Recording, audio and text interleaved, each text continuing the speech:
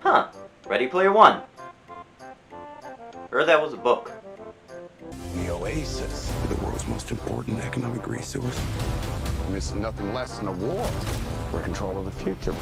I don't know. This looks a little too generic in my opinion. I don't think this movie's for...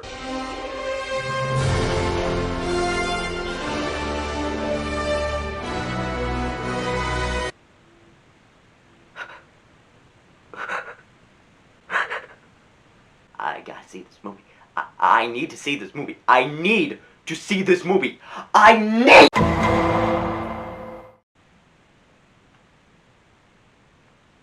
The giant wasn't even in a third of the film, and they killed him off! There is no reason to live. Now that's not true, 'cause there is something to celebrate. It's our channel's 1-year anniversary!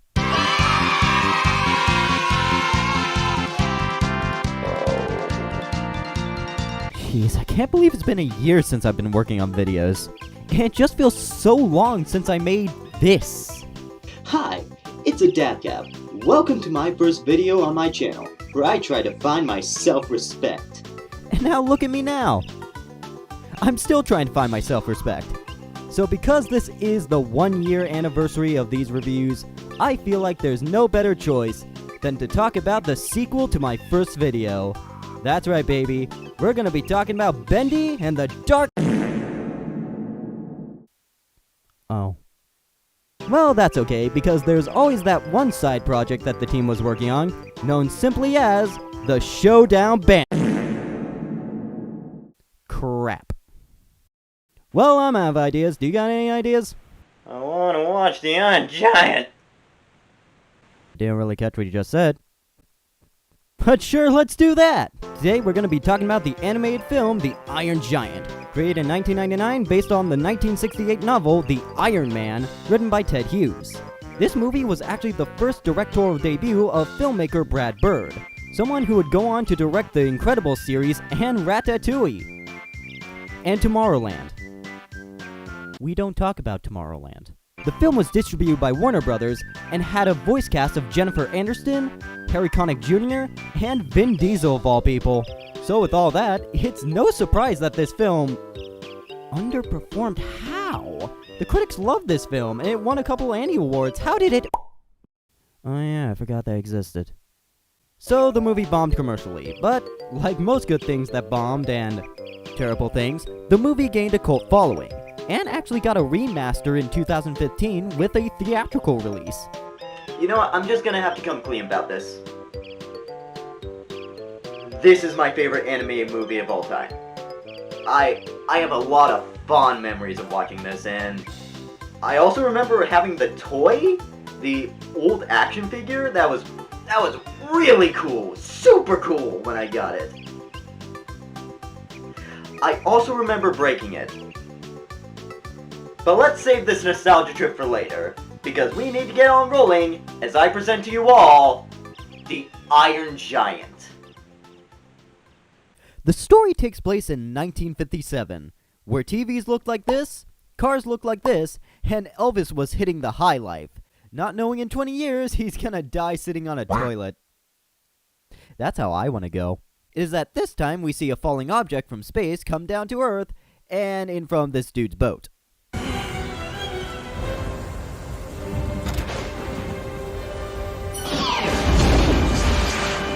And we're moving on.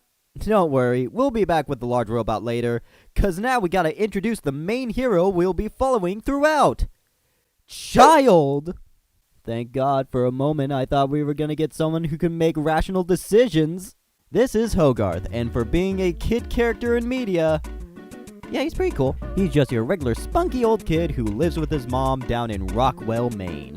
At this time, we see him visit his mom at work, while at the same time also get a glimpse of the guy from the beginning talking about what he just saw.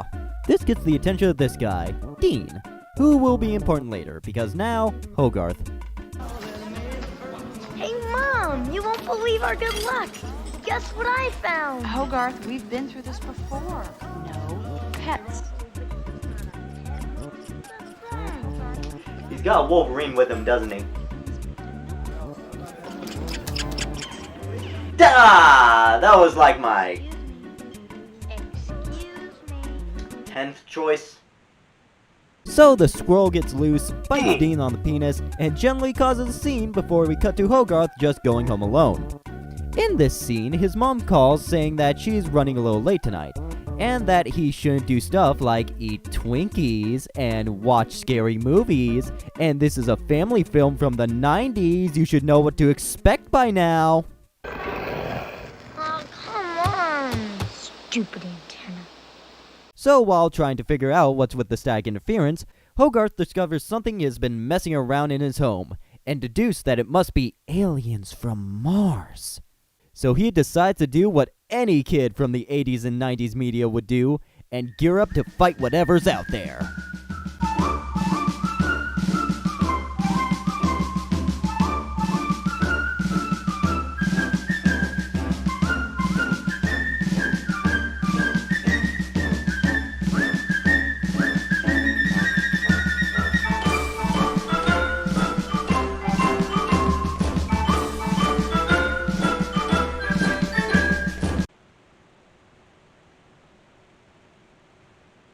I am ready for the sex!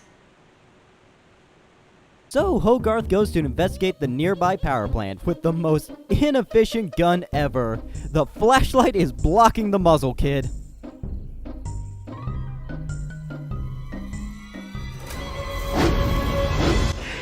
It's him. It's my boy. No, my boy!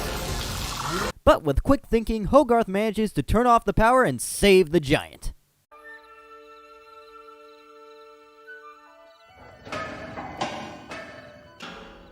Danger. The emergency destruct system is now activated. The ship will detonate in T-minus 10. So the giant wakes up and Hogarth starts running to the middle of the road. This is when he gets to meet up back with his mom, in which he tries to explain about the giant's existence. And of course, it goes exactly as well as you think it does. The robot, it's 100 feet high. Hogarth. And it eats metal. Stop it! Just stop. So Hogarth gets into the car, looks back to see the giant one last time, and is driven back home, signifying the end of the first act. Transition. The animation looks good. Like, really good. Every character moves so smoothly. There's weight and physics to this world, and facial expressions are just high quality. To best describe it, it's like a more realistic take on those rubber hose cartoons, in that they're super wiggly, but at the same time move like, well, actual humans do. It makes everyone feel so fluid. Like Jello. I thought I could make a joke out of that, out of the Jello thing, but nothing's come to mind. Hey, look, monkey! Monkey. However, that's not the most impressive thing about this film, because this movie has done something that most animated media has not done before, or a lot since, and that's combining hand-drawn animation with computer animation. You see, every character in this was hand-drawn, except the giant. The giant himself was created in CG, which actually helps give him a bit of a otherworldly design to him, which I find just really neat. And marketable. He looks like a giant toy. I will take 20. Getting back on track, because of these strange things happening to the town, the guy from the beginning decides to call in the government, and they decide to call in a professional. Kent Mansley, United States government. This guy. This guy. Kent Mansley is just overall the perfect piece of shit. He's condescending, threatening, and all around paranoid. Hell, his facial expressions make him out to be just a slimy weasel man. Every action he takes in this film makes him out more to being the biggest bastard on the planet. It's great. This guy. Mansley is discussing with one of the locals about this strange phenomena that's been going around, in which he dismisses the whole thing in the most asinine way possible.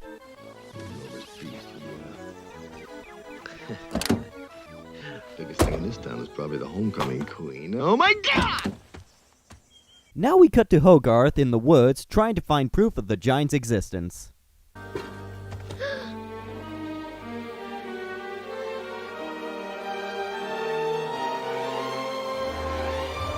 Thought this was gonna be a street fight?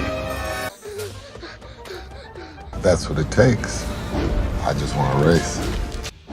I guess I would be a turtle. Lucky for Hogarth, the giant doesn't smash him into a nuggety paste, but instead he shows Hogarth the power plant control panel as a sign of thanks. It's at this point where Hogarth and the giant start forming some sort of a bond. And by 90s movie law, that means you gotta go through some shenanigans.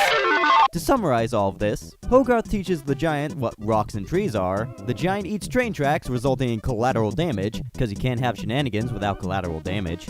The giant shows off his ability to self-repair, but uh-oh, his hand is in the house, leading to some funny hoo-has. And, get out of here! Safe. Flawless.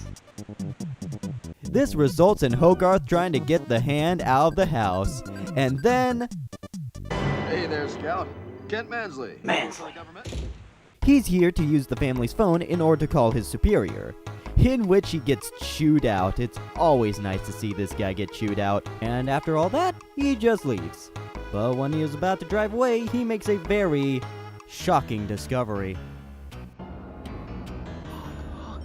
Hogarth News!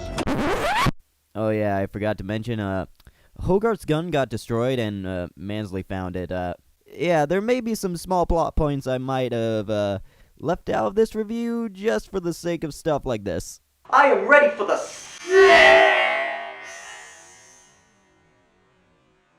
Mansley comes back to the house and tries to interrogate Hogarth, and to make matters worse, the hand was still around. Luckily for Hogarth, he was able to do some quick thinking. Little privacy! In a move that may or may not get me canceled on Twitter. Oh dear. After getting both Mansley and the hand out of the house, Hogarth decides to spend more time with the giant, in which he decides to show off his comic book collection, most notably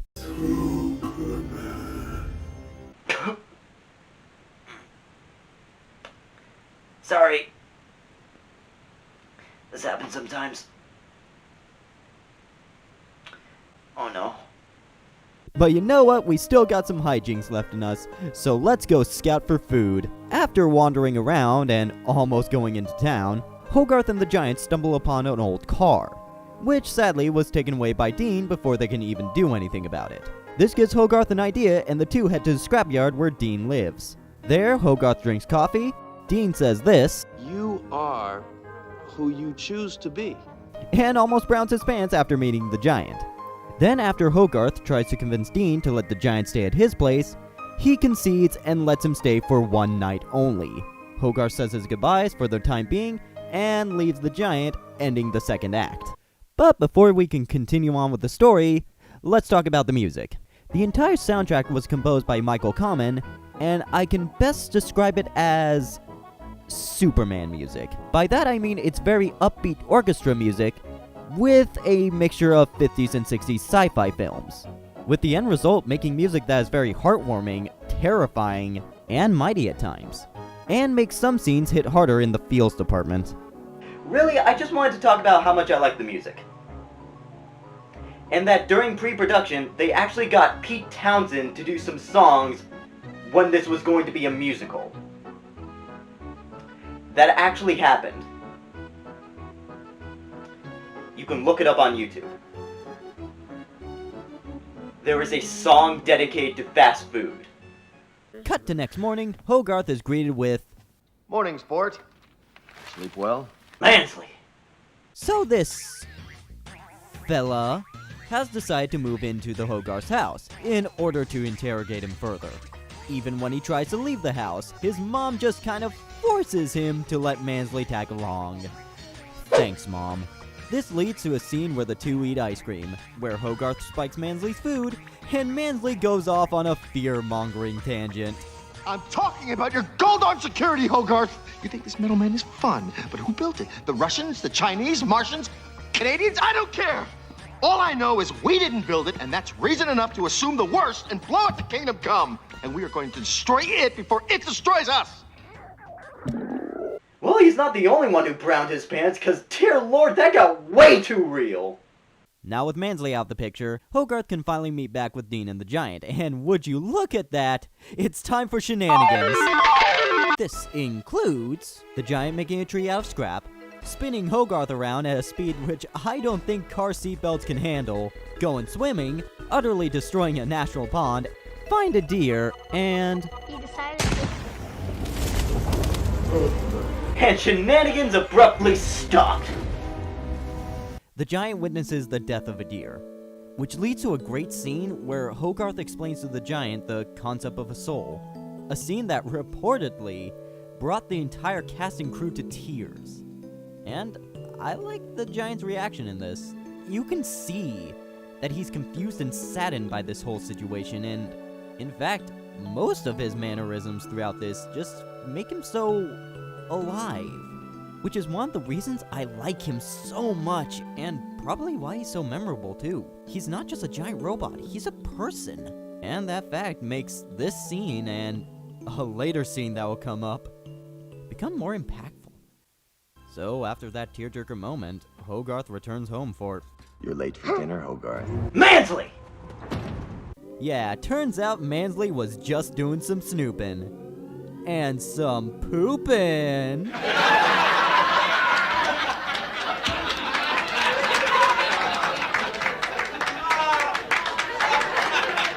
But he was able to find some substantial evidence that Hogarth has been hiding the Giant. And after threatening the well-being of his life, Hogarth concedes, telling Mansley where the Giant is right now.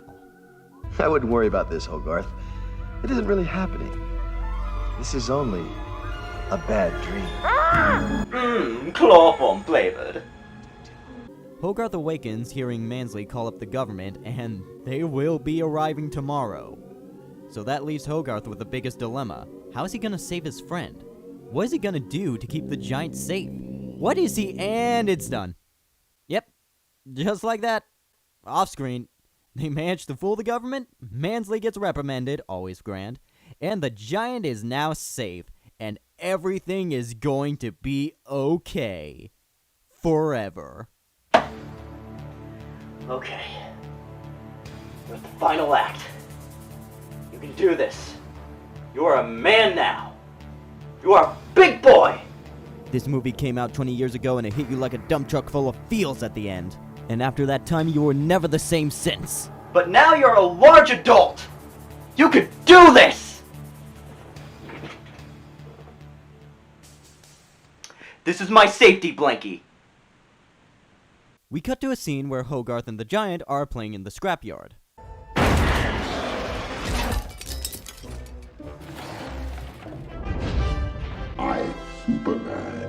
Oh no. However, when Hogarth points a gun at the Giant, things take a turn for the crispy. Dean tries to protect Hogarth, which causes the Giant to run off and Hogarth to take chase after him. It was defensive. He reacted to the gun. And during this chase scene, these two random kids spot the Giant in the woods, just before they learn how gravity works. The monster! Holy cow!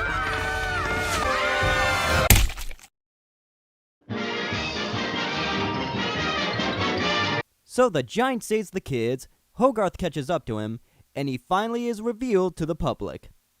And Mansley. So now that the government knows of the Giant's existence, they'll do all that they can to try and communicate with this thing, and who am I kidding, this is America. So the government attacks and the Giant flees with Hogarth in hand. But thankfully, Dean's here to explain the entire situation to hopefully de-escalate this problem. And he explains it to, goddammit, Gotta make them stop. The giant's got the kid with him. I'll take care of it. He says the monster's killed a kid. Mansley! This starts a chase scene that lasts only a few minutes, with the most notable stuff being that the giant can fly now. Fuck yeah! And then he's shot down. Fuck no. When the giant lands, he stumbles upon the body of Hogarth, who is seemingly killed from the drop. And then the giant grieves for the loss of his friend. Meanwhile, the government keeps firing at him. And then the giant snaps.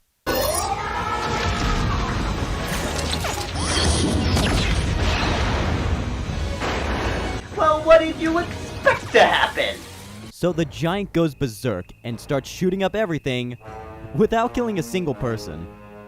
And it seems like there's nothing the army could do to stop him. That is until Mansley suggested that they should nuke the thing.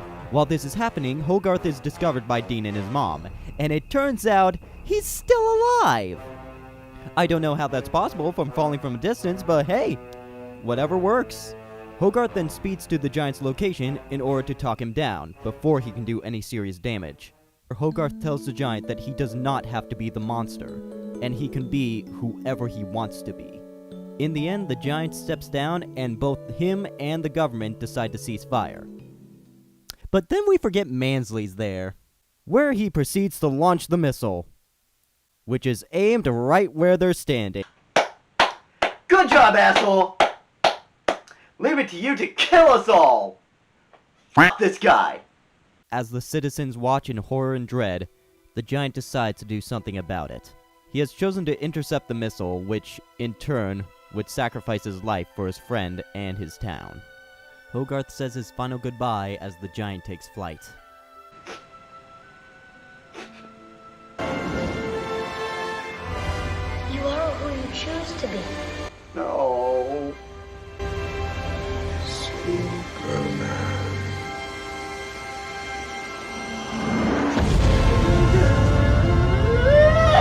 After all is said and done, we cut to some time in the future, where the town of Rockwell has erected a statue of the giant. Dean and Hogarth's mom hook up, and Hogarth himself is given a part of the giant, one of the only parts the government can find.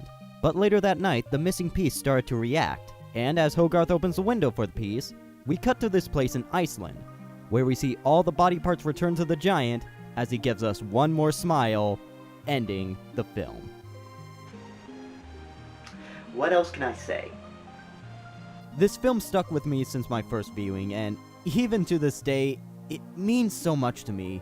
From the story, its characters, the art, the soundtrack, the overall experience is just something that I feel everyone needs to experience. I use experience twice in this script, god damn it. And of course, let's not forget about the giant himself, who may be my favorite robot in all fiction. He's someone who chooses to be good-natured in spite of what people think, or even want him to be, and in the end, became a hero. He helped shape a lot of my ideals, and no matter what, he will always be a machine that has a special place in my heart. Next to these guys. And maybe this guy too. It's always good to come back to this movie from time to time. Especially for a 1-year anniversary special. Man, still 1 year! Wow. I didn't think I'd get this far. Well, I'm gonna keep on going till next year, really. I don't know how much planning I have. Maybe I might do something like Space Jam 2. Right, Space Jam 2 might be something. I like the original. By the time of this recording, it hasn't come out, but who knows? Could be good, could be bad, could be